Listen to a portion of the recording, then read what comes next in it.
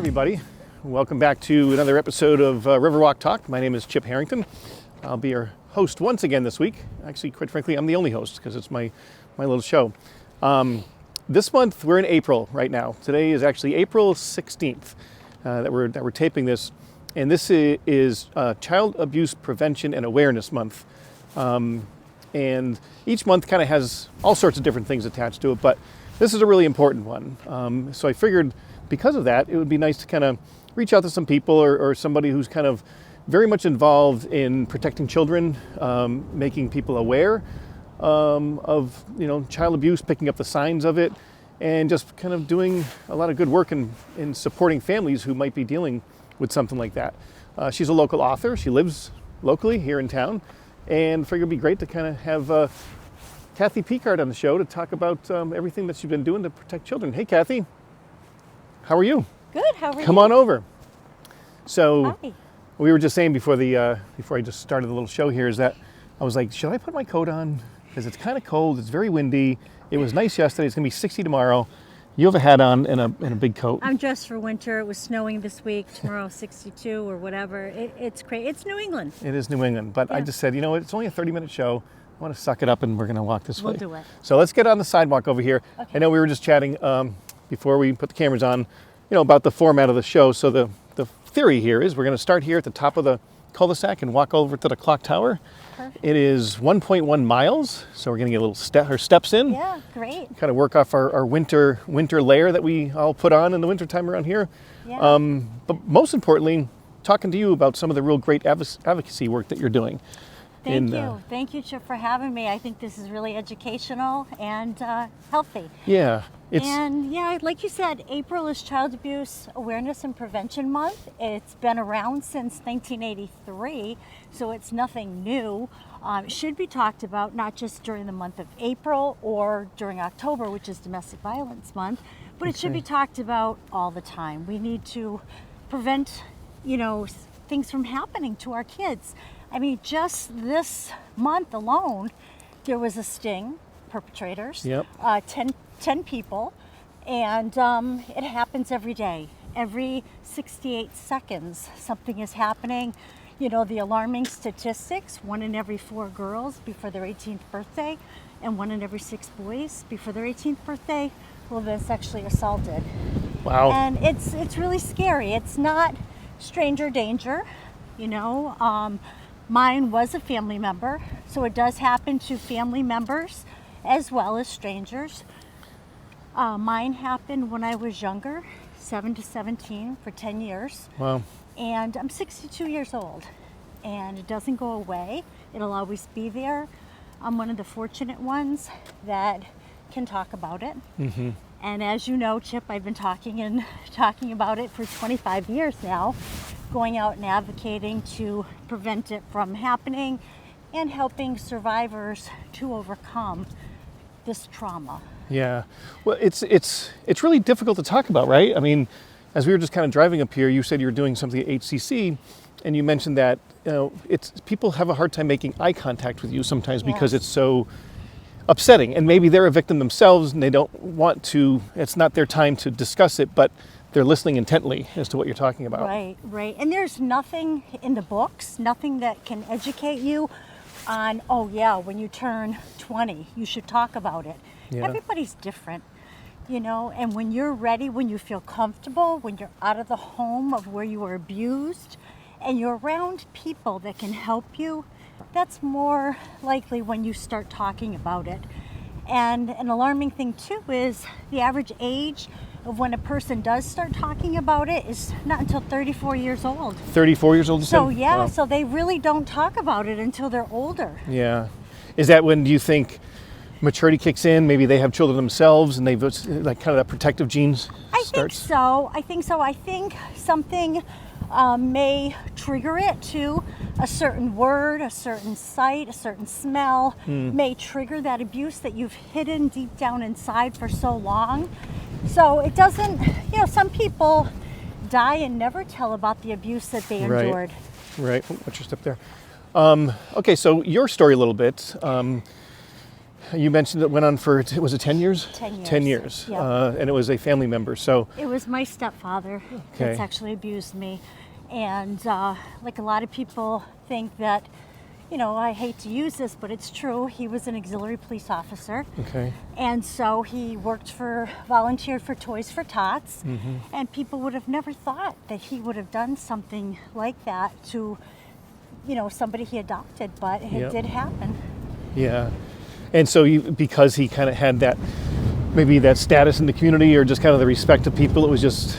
And the grooming process, you know, giving me a baby blue 66 Mustang, which I wish I still had. Oh, wow. But, you know, giving the gifts, saying the I love yous, you know, were certain signs that were there. Nobody would have guessed that he was sexually abusing a daughter he adopted. Right. So your journey, that happens. Obviously you, at the time, I'm guessing, maybe compartmentalize and kind of soldier on and kind of do your thing. When did the, hey, that was really not right, when did you decide to step forward and do something about it? Yeah, I think when it really started coming out in 2002, when in the news, the priest abuse, they started talking about that, and I'm thinking, wow, it's not just priest abuse, it's people like my stepfather. So at that time, I had called 1-800-DIAL-A-LAWYER, which you can still call during October, and talked to an attorney and said, this is what happened, what can I do about it? I was ready to get some kind of closure. And they said, sorry, Kathy, there's nothing you can do about it. The statute of limitations has run out. And I'm like, this is not right. Yeah. So I hung up the phone, I called back and got another attorney who told me the same answer. But so I knew I wanted to do something about it. Time had run out, so I did. I worked on helping to change the law. And there's two kinds of statute of limitations. There's the civil and there's the criminal. And the criminal statute of limitations at that time was 31 years old that a person had to go forward. And it did change. It changed in 2006, and it changed to the age of 43 years old. And you were very instrumental in that. I was, and I couldn't do it because I was too late. So I'm like, okay, so I can go after the civil. So the civil did not change until the year 2014. Okay. And the civil, it used to be to the age of 21. There was a huge increase in that. And as it stands right now in Massachusetts, a survivor has until the age of 53 years old to go forward. And I was the first in Mass to go forward after the law changed. Yeah. And, you know, trying to find an attorney, which I did find one. Yeah. And I went through a 4-day jury trial in federal court in Springfield. And it was tough. Yeah, I can imagine. It was really tough. You have to self-help. I put myself on Lexapro because I knew I was nervous. Sure. And especially because that year I found out I had a brain tumor. Oh boy. So I'm like, oh. Yeah. So I didn't actually get the brain tumor operated on until after the trial ended. Okay. So I did go through the trial. My stepfather did not get an attorney. He represented himself. But I did have the attorney. And went through the fight, having all my friends and my husband, everybody by my side. And and I won my case. Yes. And that was 10 years ago. Wow. It's very windy. I don't know if we're getting some wind. Hopefully these microphones, we're going to go this way here. Yeah. Hopefully these microphones are working and not picking up the wind. Going back to the statute of limitations for a minute, I mean, I get it. I'm in law enforcement. I've worked in corrections and police work and things like that. And there are statute of limitations on many things. Yes. Why is there a statute of limitations on child abuse? If somebody is physically, emotionally, sexually abused, why, like you said, it was initially, 31 or something like that? Yeah, it really... Why is there an age limit on that? There should not be a statute of limitations because I believe sexual abuse is murdering a child's innocence. Yeah. But reaching out to one senator, he said that they want to put a time on it to close cases, but he said, unfortunately, sexual abuse is one of those cases that people don't recognize until later on in life. Yeah, and I get it. Closing cases, if there's a robbery or something like that, okay, we need to put it behind this. But on something like that, to your point, where somebody might be 62 years old and be like, you know what? They raise their hand and say, this happened to me, even if the person's not even around anymore, to bring out the education, making people aware of it. Yeah, and it's absolutely, you're correct. And there are 4 or 5 states that there is no time frame. And Okay. Massachusetts, according to the organizations that I help, Enough Abuse, and they're like, we are still working on that to make Massachusetts a state where there is no time frame. Yeah. And I hope I do see that soon. Yeah. Well, I mean, there's no bigger advocate than Kathy Picard. I can Yeah, tell you that right 25 now. years. Yeah. 25 years I've been doing it, and I love what I do. I think it's very meaningful. I still get people, that'll say, here she goes again, Yeah. looking for attention. But it's like, it's shame on you, shame on people that don't want to educate and bring awareness and stop it from happening. Yeah. So, Well, yeah. There's that. I mean, I certainly don't think that you're doing this for attention. I mean, you're kind of bringing a message forward and talking about something very important. And I'm sure there's countless people out there that you have had a serious impact on, and maybe so many more that you don't even aware of after you do your talks. Yeah, it's true. It's when it's in the paper, or, I've been very honored to get the William Pinchon Award, the 22 News Remarkable Woman, Yep. Unsung Heroine, John and Maggie Bish Award. But it's those things that kind of prove to other people that, yeah, she's doing something right, I guess. Yeah. And, I love doing what I'm doing, and people do reach out that have gone through it. And they say to me, Kathy, you know what, you get it. You have walked in my footsteps. Yeah. And I'm honored to help them, going out for a cup of coffee, and maybe they're sharing it for the first time, telling their story. Yes, 100%. So, as an advocate, you did a lot since you first brought this forward, changing legislation, but you've gone even further than that too. You're an author now. Yes. So yes. tell us about the process of writing your book. So, my husband Gary and I, we wrote my memoir, Life with My Idiot Family. Yeah. It's a true story of survival, courage, and justice over childhood sexual abuse. And we named it Life with My Idiot Family because growing up as a child, we were either called idiots or ASS holes. Okay. And that's how we came up with the title. You can swear here. There's no FCC regulations. Assholes. Yeah. But it took us 5 years to write this book. And, it's gone as far as Serbia. People have reached out to me, and it's on Audible. Okay. And I spoke it on Audible. You read the whole book, and it's so Yeah. to listen to it to your voice. Yes, and it's hard to do an Audible. You leave words out. New York Sound and Motion is the one that did it. Ed was wonderful. He was in a whole different room, and I'm in a closet. Okay. And he goes, Kathy, stop wiping your hands on your pants. Oh, you can hear I it. go, Ed, you can hear that? He goes, Kathy, I hear everything. Don't burp, don't fart. I hear everything. And it's just, That's hilarious. He was so cool. That's so funny. So I'm glad that I did that. Again, it was healing for me as well. I'm sure. But What's yeah. so are you self-published? How does that Lake process Town work? Publishing is LLC is me. Okay. And it's on Kindle, it's on Amazon. You can always reach out to me, get a copy. And then I went on to, because as a child, I was never read a book. I was always plopped down in front of the TV. Oh. So I always wanted to write a children's book. And I did. I wrote I Love You So Much That. And it's educational, it's life lessons. I love you so much that I ask you to brush your teeth, wear a coat, pay attention to your teacher, not to talk to strangers. Keeping your private parts private. Okay. And a lot of people have a problem with that particular page, but you need to tell the kids, keeping your private parts private. And they're like, well, my kid's too young to learn that. I have listened to a 2-month-old baby being sexually abused by a parent telling me. Yeah. And you need to have that conversation. But the book is so cool. It's paw signed by my dog Abby, who's featured in the book.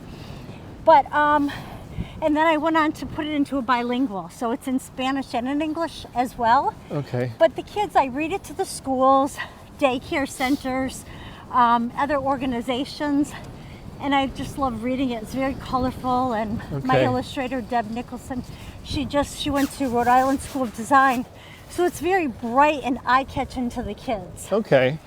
So it's obviously the ultimate message in there is protecting yourself and being, an advocate for yourself as a young person. So you mentioned when you get to that part where you're talking about that difficult page, you know, Yeah. and it's, what is the now, are you clinically trained as a counselor or anything? No, I never went to college, Chip. Mine is personal lived experience, as I Okay. tell everybody. You know, I've lived it.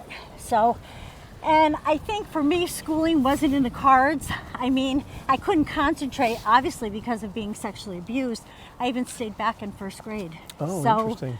Okay. but I think lived experience, and you know, and it's true, people that have gone through cancer, people that have gone through any kind of trauma, drinking or whatever, they know different than learning it in school. Yeah. And I'm not saying college is bad, but I never did. Yeah, yeah. Right. I just didn't know if this kind of, because sometimes, you know, experiences happen to young people and it kind of sparks them. You know, I had a Yeah. neighbor who had a physical disability and she got into the medical field and, you know, is now doing that, and it kind of sparked that. So, but as somebody who has been advocating and talking about this, what's an appropriate approach for somebody to talk to a young person about protecting themselves? Well, letting kids know that your private parts are private, you know, not to show them, you know, what's beneath the bathing suit should be kept private. You know, not to scare the kids, but to say, you know, it's okay for a doctor with permission from mom and dad. But, you know, sleepovers, you know, I believe in giving a child a code if they need to call you and changing that code to come and get them if there's a problem going on. Yep. So that's a big one. And secrets. You know, a lot of these perpetrators are like, don't tell, you know, such as mine. My stepfather being an auxiliary police officer, I'll shoot you if you tell, you know? He said that? So yeah, I know, many times. So I mean, you know, the kids are scared and you're getting all these gifts and you're getting the I love yous and, you know, it's all the grooming process so they don't tell. Yeah. But letting the kids know it's okay to tell, it's okay to say the words no. Yep. It's okay not to sit on Uncle Johnny's lap. And then ask the child when you get them home, why didn't you want to sit on Uncle Johnny's lap? Yeah. And let them tell you that there was a problem. So it's important to talk to these kids, you know. It's a tough subject. It really Yeah, is. I mean, it's it is tough, but if you don't have that conversation, you know, things can happen. Yeah. So why not prevent and prevent as early as possible? yeah. What's your take on so every kid has a cell phone. I'm filming this on a cell phone right now, so I'm pointing to that right now. Yeah. And young people are exposed to way more than you and I were when we were growing up. Yeah. In that field, in that world, you know, of the inappropriateness. So how much is that's got to be impacting young people in a really challenging way? Confusing, Yep. you know, acting out overtly. Yep. What's your take on You're where that's getting going? attention and they want you to go places such as what was in the news. You know, the guy said, I'm going to pay for your hotel. I'm going to fly you here for free. I mean, if it doesn't feel right, then ask an adult. You know, ask for a second opinion of somebody that you trust, Yep. especially of being a stranger. But if that person wants to give to you and they want to do inappropriate things, you know, Yeah. don't. Yeah. You know, don't do it. Do Yeah. not, you know, don't be alone with that person because you just don't know. You know, you could be unsafe and never return home. Yeah. I guess it's just first of all, it's just unimaginable, right? It's just Yeah. it's going back to it's hard to talk about, hard to think about, Yep. but it's unfortunately a reality and, Yeah. and happens all around. So And one of the things that I really wanted to stress, and when I go out and I do public speakings, is I really like to stress this point, is that two things. One, if a person says to you, I need to talk to you, I don't care if you have to go to the bathroom, hold it, because that person chose you. And if you go back and the person's going to say, well, I'm sorry, I forgot what I had to say. It wasn't important. No big deal. You know, because the courage is down now. Yeah. So really take the time. But the other thing, Chip, is when, especially in the family, if a child does disclose, you want to freak out. I'm going to kill that person. I'm going to, you know, you want to just kill them, right? So hope not. coming from a survivor, if a child does disclose to you, your tone of voice, Your eye contact is very important. Yeah. Don't freak out, because you know what that survivor, that child's going to think? I wish I didn't tell. Yeah. Because now Yeah. I have opened up I'm going to get somebody in trouble. Somebody's going to get killed. My parents are going to get divorced. Yeah. So you really need, your tone of voice is really important to whoever's telling you that they've been sexually abused. Yeah.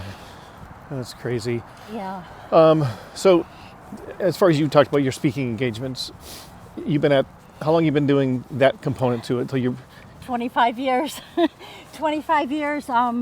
Book clubs, Stony Brook Civilization Treatment Center, Holyoke Community College, STIC, Western New England. I've been to Square One. I've been to Behavioral Health Network, the police department. So Yeah. it's really important, going out there and talking. And I love doing what I'm doing. I retired, but I could do this every day. Yeah. Because I know that if in a group of maybe 10, at least one, I can help that person, because I didn't get the help way back when. Yeah. So if I can help somebody and giving them resources, and on Monday I'm going to be doing Alphabet Soup, the daycare center, Okay. the staff. So it's important to educate these people. Look, what signs to look for. And I always tell them, sometimes there are no signs Yeah. to look for. And I don't think I really had signs. I had fainting, I pulled up my eyelashes and my eyebrows, but I didn't really have the acting out signs Okay. to look for. I didn't have the bruises. So sometimes there's no signs to look for in those that are being sexually abused. Yeah. They don't have a label on them being sexually abused. Of course, and everybody's going to do it in a different way. So when you're out doing these talks, like you say, you talk to police departments, and I think you said HCC was criminal justice. So these Yep. are potentially future law enforcement or advocates of some sort. Yes. So you're really working with them.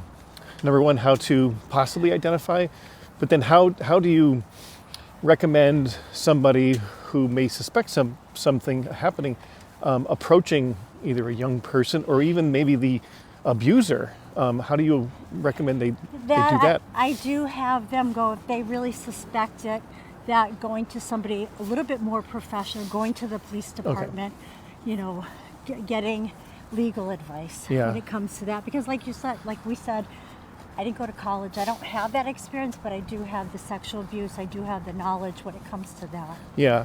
And when you talk to cadets, or police officers, what are you bringing? What message are you bringing to them? To them, letting them know, because unfortunately some of them act like tough guys or girls. Yeah. So, sometimes when they do go to these homes and the person is not divulging, but letting them know, that they're there to help, but when they are ready. And they'll remember that somebody reached out, but I wasn't ready then.